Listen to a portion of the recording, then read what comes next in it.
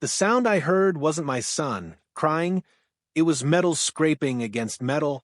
When I ran outside, my hand started shaking. A heavy steel chain was wrapped around our porch railing, and the other end was being pulled toward my 9-year-old son's wheelchair. My son has a heart condition. Too much stress can stop his heart.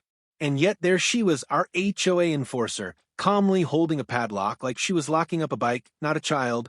She looked at me and said, "Your son doesn't belong on shared property." In that moment, I realized something terrifying. This woman wasn't angry. She wasn't confused. She was proud. She believed a rule book mattered more than a child's life. What she didn't know was this. The neighbors were already watching, and within minutes, her entire world was about to collapse. Before we go any further, let me ask you something important. Backhand index pointing right. Which city are you watching this video from right now? Type your city name in the comments, because stories like this are happening everywhere and your voice matters. Now, if you believe that humanity should always come before rules, if you believe that no child should ever be treated like a problem, then make sure you subscribe to this channel right now. We tell real, emotional stories that expose injustice, and the truth always needs witnesses. What you're about to hear isn't just an HOA nightmare story. It's not just about a Karen. It's about how easily power can be abused when empathy is missing. This happened in a quiet American neighborhood, the kind with clean sidewalks, trimmed lawns, and smiling faces that disappear the moment you turn your back. On the outside, everything looked perfect, but behind one white porch railing, a family was quietly fighting for a child's life. A child who couldn't run, couldn't play. A child whose heart could fail if fear took over. And the most terrifying part? The person who tried to control that child didn't think she was doing anything wrong. She believed she was protected by rules. As this story unfolds, you're going to feel anger. You might feel disbelief, and by the end, you might feel something even stronger, hope. Because sometimes when one person crosses a line so cruel, an entire community is forced to choose a side. So take a breath. Stay with me until the end. Because what happened next didn't just change one family's life, it changed an entire neighborhood forever. Now, let's start from the very beginning. We didn't move into that neighborhood because it was fancy. We moved there because we were desperate. After Ethan's third hospital stay in 1 year, the cardiologist pulled me aside and spoke in a quiet voice that doctors use when they're trying not to scare you, even though they already have. "He needs calm," she said. "Low stress, fresh air, stability." Ethan was 9 years old and already carried more medical history than most adults. He was born with a congenital heart defect that meant his heart worked harder just to do what everyone else's did without thinking. Running too fast could make him dizzy. Getting scared could send his heart into dangerous rhythms. Too much emotional stress could put him right back into an ambulance. Our old apartment was loud. Sirens at night. Neighbors fighting through paper-thin walls. Kids racing up and down the stairs. Every sudden noise made Ethan flinch. So, when we found the HOA neighborhood, it felt like a miracle. Tree-lined streets. Wide porches. Quiet evenings. The realtor smiled and said, "Families love it here." I didn't hear the warning in her voice. I heard relief. The porch was the first thing Ethan noticed. "Can I sit there?" he asked, pointing to it the day we moved in. His oxygen tank was slung over his shoulder, and his voice was already tired. "Yes," I told him. "As much as you want." That porch became his world. When his chest felt tight, we'd roll him out there, so he could breathe slowly. When other kids played in the street, he watched from the chair, waving. When nights were hard, we sat there together, listening to the wind in the trees instead of hospital machines. We weren't loud. We weren't messy. We didn't break rules. We read the HOA handbook cover to cover. Grass height? Perfect. Trash bins? Hidden. Holiday decorations? Taken down on time. We followed every rule because we were too tired to fight anyone. But there was one thing the handbook didn't mention. What to do when a child doesn't fit the picture of perfect. The first time I felt eyes on us, it was subtle. A woman across the street stopped walking when she saw Ethan on the porch. Another neighbor stared a little too long, then looked away. Curtains moved. I told myself I was imagining it. Trauma does that to parents like me. It makes you suspicious of everything. Then the notes started. A printed paper slipped under our door. Reminder, common areas must remain clear at all times. Another one a week later. Please ensure all mobility devices remain indoors unless actively in use.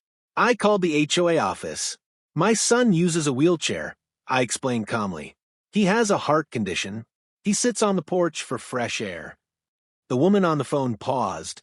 I'll make a note, she said, but she didn't sound reassuring. She sounded annoyed. That's when she showed up. Middle of the afternoon. Clipboard tucked under her arm. Perfect posture. Perfect smile. Hi, there, she said brightly. I'm with the HOA. Ethan stiffened beside me. His hand gripped the armrest. She looked at him, not with concern, not with curiosity, but like he was furniture in the wrong place. I've had a few complaints, she continued, about your porch. I felt my stomach drop. He's not hurting anyone, I said. He's sick. Her smile didn't fade. Yes, well, she replied, the neighborhood has standards. That word stuck with me. Standards. She talked for 10 minutes about appearances, about uniformity, about how people pay good money to live there. Not once did she ask Ethan's name. When she finally left, Ethan whispered, "Did I do something bad?" I knelt in front of him and shook my head. No, sweetheart, never. But that night I couldn't sleep, because deep down I knew something had shifted. We weren't just a family living there anymore. We were a problem someone wanted to fix. And when people like that decide you're a problem, they don't stop until they feel powerful again. After that first visit, things didn't explode right away. That would have been easier. Instead, they tightened, like a noose you don't feel until it's already hard to breathe. The notices started coming weekly. Not angry, not aggressive, just official. Porch items may not extend beyond approved dimensions. Unauthorized use of exterior space may result in fines. They never mentioned Ethan by name, but every single notice came on days he spent more time outside. I called the HOA again. I think there's been a misunderstanding, I said, keeping my voice calm. My son is medically fragile. His wheelchair and oxygen tank are necessary. The man on the line sighed. Ma'am, we're sympathetic, he said. And the way he said it made my skin crawl. But exceptions create precedents. Exceptions. Like my son was a loophole. Then she came back. Same clipboard. Same smile. But this time, she didn't greet me. She stood at the edge of the porch, arms crossed, scanning everything like an inspector searching for contamination. You're still allowing him to sit out here, she said. I stood up. Yes, I replied. Because he's still sick. She clicked her pen. We've received multiple complaints. From who? I asked. She smiled wider. We protect anonymity. That's when I noticed Ethan wasn't breathing evenly anymore. His chest rose too fast. His fingers trembled. Stress. I moved toward him, but she stepped closer. Please don't move things while I'm documenting, she said. Documenting. My child. I snapped. He's not a violation, I said. He's a person. Her smile disappeared for half a second, just long enough for me to see what was underneath. I didn't know her name yet, but I knew her type. She didn't see rules as guidelines. She saw them as power.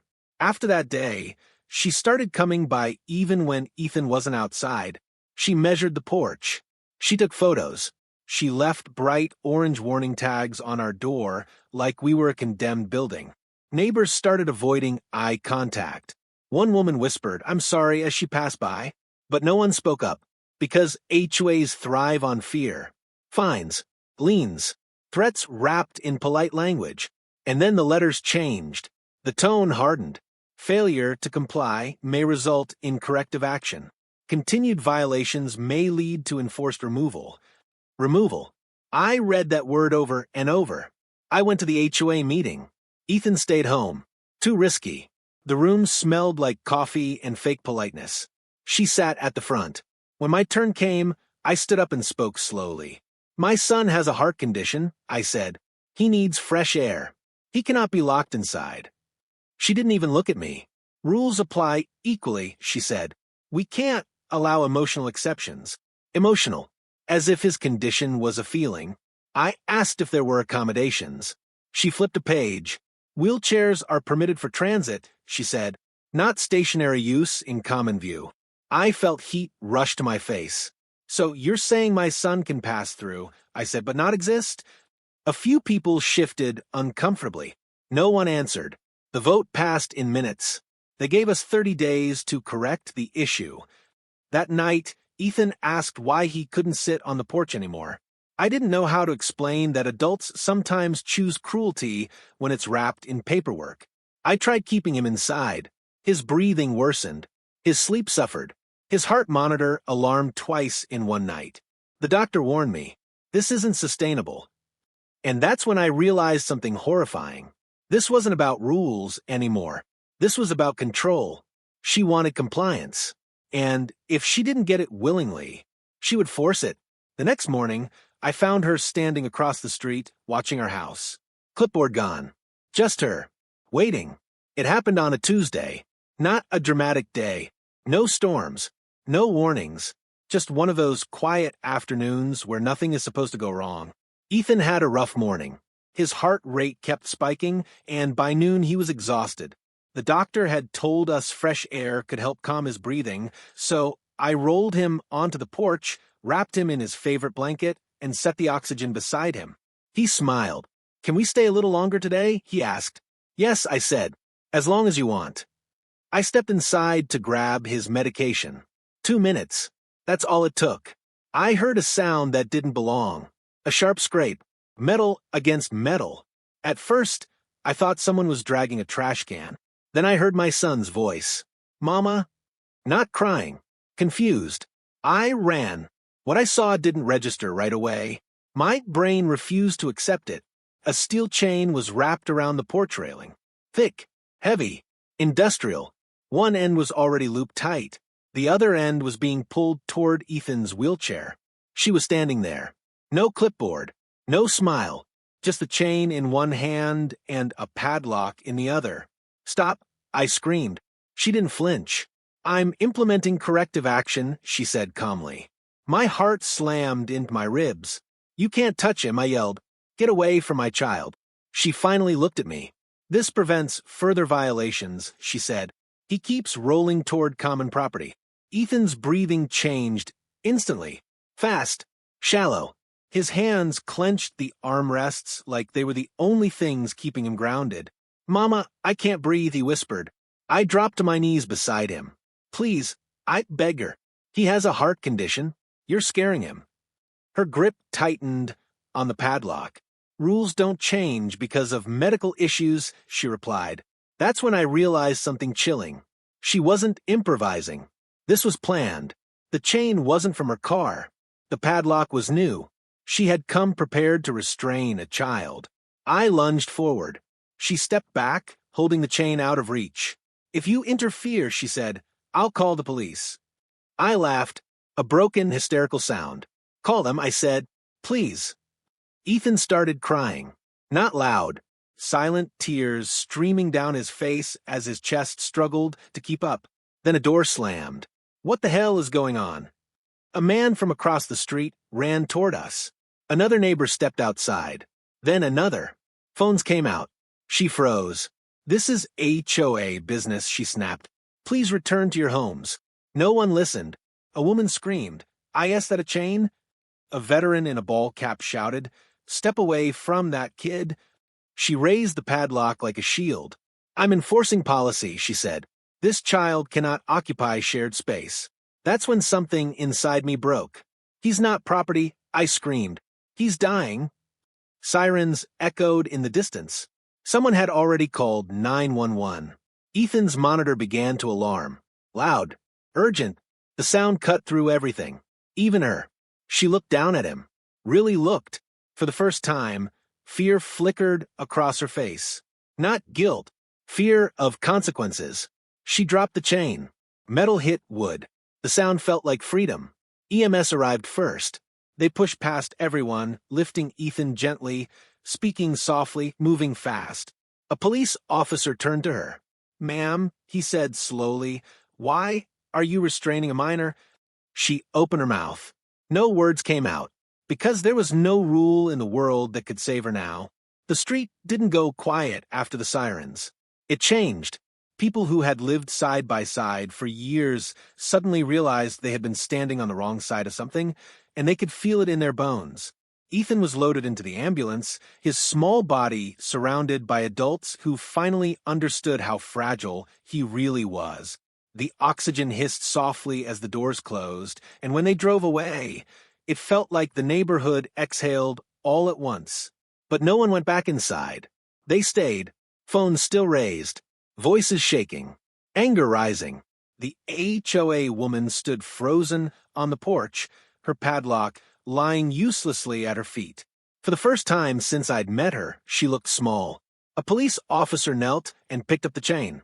"Is this yours?" he asked. She hesitated. "Yes," she said. "It's HOA property." That's when the shouting started. "You brought a chain for a kid? What kind of person does that?" A woman near me was crying openly. "I thought he was just sitting out there," she said. "I didn't know." A man stepped forward, the veteran from across the street. "I watched kids get treated like threats overseas," he said. "Never thought I'd see it here." The officer held up a hand. "Ma'am," he said to the HOA enforcer, "you are being detained while we sort this out." Her voice cracked. "I was just enforcing the rules." The officer looked at her, unimpressed. "Rules don't allow child endangerment." That sentence spread through the crowd like electricity. Child endangerment. A neighbor started live streaming. Another began scrolling through HOA emails, pulling them up on their phone. "She's been harassing them for months," someone said. "I saw the notices." Another neighbor spoke up. "She threatened fines if they didn't comply." One by one, the silence cracked. People admitted what they'd seen, what they'd ignored, what they'd been too afraid to challenge. Because HOAs train people to stay quiet. But fear doesn't survive exposure. The police asked if anyone had video. Almost every hand went up. The officer's expression changed. "This is all being logged," he said. The HOA board members arrived 30 minutes later. They looked confident walking up. They didn't look confident leaving. When they saw the chain, the crowd, the police, one board member tried to talk. This was an isolated incident. "No," a woman interrupted. "This was allowed." The board member went pale. By evening, the story had spread beyond our street. Local Facebook groups, community forums. A short clip was already being shared with the caption, "HOA tries to chain sick child." The HOA enforcer was escorted to her car. No wave, no smile. Neighbors stood between her and our porch, not blocking her, protecting it. That night, candles appeared. People gathered quietly. Someone left a note on our door. "We should have spoken sooner. We won't be silent again." And for the first time since we moved in, I believe them. By the next morning, the neighborhood no longer belonged to the HOA. It belonged to the truth. My phone wouldn't stop vibrating. Messages from neighbors I barely knew. Screenshots, links, missed calls from numbers I didn't recognize. Someone had posted the video from 3 different angles, and it was spreading faster than anyone could control. The chain, the padlock, Ethan crying. No explanation could survive that footage. By noon, a local news station called. By evening, 3 more followed. They all asked the same question. How could this happen? The HOA board tried to move fast. Too fast. They released a statement calling it a misunderstanding and claimed the woman acted independently. But people were already posting copies of warning letters, letters with board approval signatures at the bottom. That's when the narrative shifted. This wasn't one bad actor. This was a system that empowered her. Ethan was still in the hospital when a police detective came to speak with me. He was calm, methodical, and furious in a quiet way. "What happened to your son qualifies as criminal behavior," he said, "and possibly civil violations as well." I didn't feel relief. I felt tired, Because justice always arrives after the damage is done. The HOA enforcer was officially charged with child endangerment and unlawful restraint. Her attorney tried to argue she never locked the chain. The detective shut that down immediately. Intent matters, he said, and she brought a padlock. The HOA board members weren't charged. Not yet, but they were subpoenaed. Emails, texts, internal discussions. And those documents did more damage than any video ever could. They showed months of complaints about Ethan, about aesthetics, about liability concerns. One email read, "If we let this continue, others will expect exceptions. Exceptions, as if compassion were contagious." By the end of the week, 2 board members resigned. By the end of the month, the entire board was replaced. Emergency elections were called. The new board's first action? They suspended all fines and enforcement related to our case and issued a written apology. Not just to us, to the neighborhood. But apologies don't undo trauma. Ethan started having nightmares. He'd wake up gasping, grabbing his chest, asking if the chain lady was coming back. His doctors added anxiety monitoring to his care plan. That was damage no court could reverse. The lawsuit was filed quietly, not because we wanted revenge, but because silence would make us complicit. The HOA settled. Confidential amount. Mandatory policy changes. Required medical accommodation training. And one more thing they didn't expect. A permanent clause stating no HOA rule may override documented medical necessity. That clause now bears Ethan's name. The woman who started it all disappeared from the neighborhood. Sold her house at a loss. No farewell. No explanation. Just gone. But her reputation followed her. Because the internet never forgets cruelty. Neighbors changed too. People who once avoided eye contact now stopped to talk, to apologize, to ask how Ethan was doing. Someone built a ramp. Another planted flowers by the porch. It didn't erase what happened, but it meant something. Because accountability isn't just punishment. It's transformation. And the system that tried to chain a child was finally forced to look in the mirror. When Ethan finally came home from the hospital, the porch looked different. Not because the wood had changed, not because the railing had been repaired, but because the fear that once lived there was gone. For weeks after the incident, Ethan refused to sit outside. Even when the doctors encouraged fresh air, even when the sun was gentle and the street was quiet, he would shake his head. "That's where she stood," he whispered once. So, we waited. Healing doesn't follow schedules. It follows trust. The first step back wasn't dramatic. One evening just before sunset, Ethan asked if he could just sit by the door, not outside, just close enough to feel the breeze. I opened the door. Neighbors noticed. They didn't crowd. They didn't stare. They waved softly. A few days later, someone left a small wooden sign by the steps. It read, "You are safe here." That night, Ethan rolled onto the porch. No chain, no clipboard, no rules hovering in the air. Just a child breathing. Word spread quickly, not online this time, but door to door. The porch became a place people stopped by, not to intrude, but to connect. A retired carpenter built a custom ramp with railings smooth enough for Ethan's hands. A nurse from 3 houses down brought a portable wind chime and hung it near the steps. "This helps some kids with anxiety," she said. She was right. The sound became part of our evenings. The new HOA board didn't send letters. They came in person. They apologized without paperwork, without excuses. They asked what accommodations Ethan needed and wrote them into the community rules. But more importantly, they asked how they could help. That's the difference between power and responsibility. Ethan started waving at kids again. They waved back. One afternoon, a boy from next door asked if Ethan wanted to draw chalk pictures on the driveway. Ethan looked at me nervous. I nodded. That was the first time I saw him smile, without fear in months. The porch stopped being a battleground. It became a symbol. People used it as an example at HOA meetings, not as a warning, but as a reminder. "Remember, Ethan," they'd say. "Remember what happens when rules forget people." The clause with his name spread beyond our neighborhood. Other HOAs adopted similar language. Lawyers called it a precedent. We called it protection. Ethan still has bad days. His condition didn't disappear. But something else did. The feeling that we were alone. One evening, as the sun dipped low, Ethan leaned back in his chair and said something I'll never forget. "Mama," he said, "this porch isn't scary anymore." I held his hand. "No," I replied, "it's ours." And maybe that's the real justice. Not punishment, not headlines, but a world that learns, slowly, painfully, to choose compassion first. If this story made your chest feel heavy, if it made you angry, emotional, or silent for a moment, that means it mattered. No child should ever be treated like a violation. No rule book should ever matter more than a human life. Backhand index pointing down if you agree. Hit the like button right now. It tells the algorithm and the world that stories like this deserve to be seen. Speech balloon comment below and tell us the city you're watching from. Your voice matters more than you think.